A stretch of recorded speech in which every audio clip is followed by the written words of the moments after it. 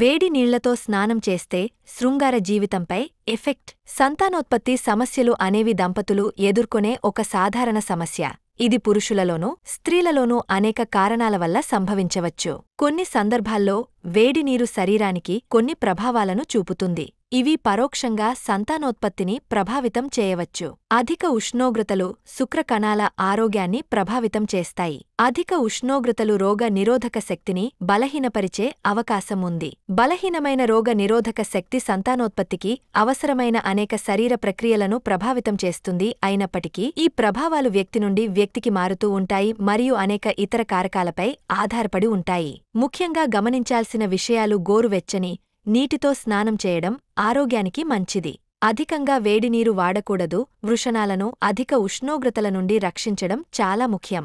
వేడి నీటితో స్నానం చేసేటప్పుడు వృషణాలపై నేరుగా వేడినీరు పడకుండా జాగ్రత్త తీసుకోవాలి. ఆరోగ్యకరమైన ఆహారం, తగిన వ్యాయామం, తగినంత నిద్ర తీసుకోవడం వంటివి సంతానోత్పత్తికి ఎంతో ఉపయోగకరంగా ఉంటాయి. సంతానోత్పత్తికి సంబంధించిన ఏవైనా సమస్యలు ఉన్నట్లయితే తప్పకుండా ఒక ప్రత్యుత్పత్తి నిపుణునిని సంప్రదించాలి.